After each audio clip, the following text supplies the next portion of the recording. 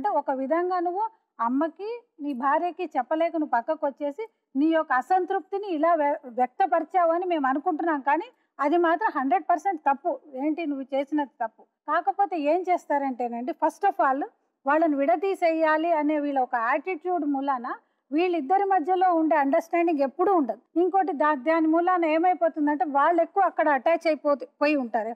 ఎప్పుడైతే ఈ అమ్మాయిలు వాళ్ళ అమ్మా నాన్నలతో అటాచ్ అయిపోయి ఉంటారు, ఎప్పుడైతే నువ్వు కూడా ఒకటి ఆలోచించాలి కదమ్మా, ఆమె భర్త లేనప్పుడు మీ అల్లుడే పెద్ద కొడుకులాగా ఉండి ఆ సంసారాన్ని చూడాలి అని అనుకోవాలి. కానీ ఎప్పుడైతే నీ కూతురు ఫస్ట్ ఒక నెలకే సపరేట్ గా వచ్చి ఉంది అని అంటే దాన్ని సమర్థించారో అక్కడి నుంచి తప్పులు చేస్తున్నట్టమ్మా. ఒక మాట వినమ్మా, ఒక మాట వినండి. ఇంకోటి ఏంటంటే మేడం, ఇందాక మీరు భలే కరెక్ట్ గా అనలైజ్ చేశారు. నువ్వు మాట్లాడవేంటమ్మా అని. ఎప్పుడు కూడా ఏ భార్య భర్తల మధ్యనన్నా కూడా మేము ఏమంటామంటే, ఎప్పుడైనా కూడా ఏ దెబ్బలాట అయినా కూడా మర్నాడు అది మర్చిపోవాలి, సెకండ్ డే కొత్త దెబ్బలాటతోటి లైఫ్ స్టార్ట్ అవ్వాలి అని అంటాం. అంటే దానికి మెయిన్ కారణం ఏంటంటే మాట్లాడుకోవాలి, భార్య భర్తలు మాట్లాడుకోవాలి, దెబ్బలాడుకోవాలి, మళ్ళీ దాన్ని పరిష్కరించుకోవాలి. అలాంటిది ఆమె ఇందాకటి నుంచి మేడం గారు చూస్తున్నప్పుడు చెప్తుంటే మేము అదే అనుకున్నాము. ఏది చెప్పినా కూడా ఈమె జీవితాన్ని వాళ్ళు మాట్లాడుతున్నారు, అంటే వాళ్ళే అనుభవిస్తున్నారు. నీ కష్టాలన్నీ వాళ్ళే అనుభవిస్తున్నారు, నీతోటి వాళ్ళే ఉంటున్నారు, వాళ్ళే మాట్లాడుతున్నారు. రేపు పొద్దున పంచాయతీలో ఇందాక వాళ్ళు ఒక చిన్న విషయం చెప్పారు, ఏంటి 300 400 నిజంగానే పాపం అది. అంటే వేరే వాళ్ళకు వినడానికి అది చాలా చిన్న అమౌంట్లు అయినా కూడా మీరు కోర్టులకు వెళ్ళలేరు, కేసులు పెట్టుకోలేరు, పోలీస్ స్టేషన్లో మాట్లాడుకోలేరు, మీకు ఒక చక్కటి ఒక వేదిక ఉండదు. ఏవైనా పెద్దలు ఎక్కడైనా ఏం మాట్లాడతారు, ఎవరైనా పంచాయతీలు చెప్పడానికి వచ్చినప్పుడు ఇటువైపు వాళ్ళు ఉంటారు, అటువైపు వాళ్ళు. ఇందాక ఆ మాట 10 సార్లు అన్నాడు, నా వైపు ఎవరు లేరు. కాకపోతే నీ అదృష్టం ఇక్కడికి రావడం, అనలిటిక్గా ఆవిడ చూసి విని మాట్లాడి నీకు ఒక కరెక్ట్ జడ్జిమెంట్ లాంటిది ఇస్తుంది. కాకపోతే ఏంటంటే నువ్వు చేసిన తప్పుకి డెఫినెట్గా ఇంకా నేను ముందు చెయ్యను అని అన్నప్పుడే మేడం. లేకపోతే ఇంకొకటి, మన దగ్గరకు వచ్చిన చాలా మటుకు కేసెస్లో నేను అమ్మాయితో ఏదో రిలేషన్షిప్ ఉంది, వాళ్ళకి పిల్లలు పుట్టేశారు, వాళ్ళు పెళ్లి చేసేసుకున్నారు అన్నప్పుడు మేము ఫిక్స్ అయిపోతున్నాం. ఎందుకంటే అటువైపు అన్యాయం చేయలేక ఇటువైపు అన్యాయం చేయలేక మేము మాట్లాడుతున్నాం కనుక. అలాంటి తప్పు నువ్వు చేయలేదు కనుక.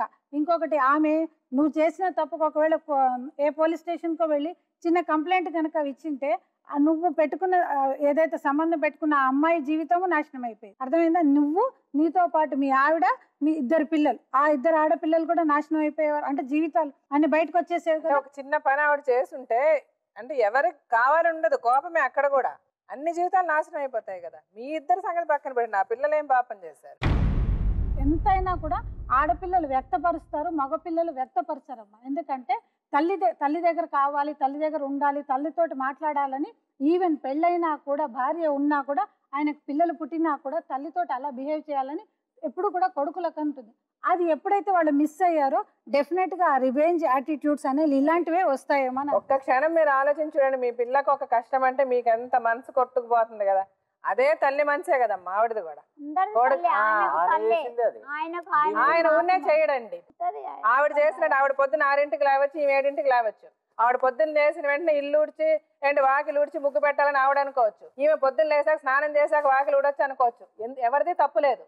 కానీ ఆవిడ పద్ధతికి కోడలు ఉండాలని ఆవిడ అనుకుంటది, నా పద్ధతికి నేనుంటా, నన్నెవరు ఈవిడొచ్చి ఇట్లా సడన్ గా ఇట్లా అంటదేంటి, పొద్దున్న లేచినప్పటి నుంచి ప్రతిదీ తప్పు అంటదేంటి అని ఆమెకు అనిపించింది. కానీ వెళ్ళేటప్పుడే మనస్తత్వం ఎలా ఉండాలి కోడలకి, మనం కొత్త ఇంటికి వెళ్తున్నాం, మంచో చెడో వాళ్ళ పద్ధతులు మనం అలవాటు చేసుకోమ్మా, నువ్వు వెళ్ళు, వాళ్ళ పద్ధతులు అలవాటు చేసుకో, మన పద్ధతులు వేరే, వాళ్ళ పద్ధతులకు అలవాటు చేసుకొని వాళ్ళకి నచ్చే విధంగా నువ్వు ఉండు తల్లి అని మీరు చెప్తే ఆమెలో కూడా ఒక అడ్జస్ట్మెంట్ మైండ్తో వెళ్తుంది ముందు. ఏమైపోయింది, మీరు ఆమె చేసినప్పుడల్లా మీరు ఆమెను సపోర్ట్ చేశారు, మంచిగా చెడుగా. అరే మీకు కూడా ప్రేమ, అరే నా కూతురు కష్టపడుతుందని మీరు అనుకున్నారు. వీళ్ళిద్దరి మధ్య అతను నలిగిపోయాడు. ఏం చేయాలి తెలియని పరిస్థితి. కోడలు ఇంటికి వచ్చినాక అత్తలే ఒక తొరిగి లేచి వాకిలి కోసం నొక్కుతుందా? అవును, నూకిందేం అడుగు. నేను లేచి నొక్కితే అప్పుడు తర్వాత అదే చెప్పాను, మీరు చెప్పడానికి ముందే చెప్పలేను కూడా. ఇప్పుడు ఆ ముచ్చటికి నేను అదే చెప్తున్నా, మీరు చెప్పడానికి ముందే నేను చెప్పేశా.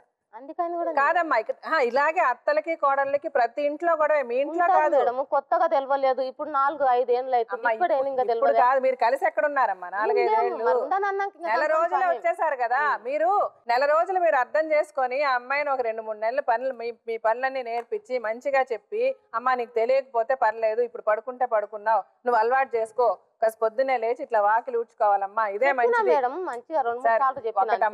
నేను ఒకటి చెప్పనా, నాకు తెలుసు, నేను చూసా. నేను ఒక ఇంటికి నన్ను పెళ్లి చేసుకుని వెళ్ళా, మా అత్తవారింట్లో చూసా, మా పుట్టింట్లో చూసా, నా ఫ్రెండ్స్ ఇళ్లలో చూసా, ఎంతో మంది విషయాల్లో ఎన్నో ఎట్లా జరుగుతున్నాయి మన అందరికీ తెలుసు. నేను ఎవరిది తప్పంటలే. ఇక్కడ ఒకరికొకరు అర్థం చేసుకుంటే అన్ని బాగానే ఉంటాయి.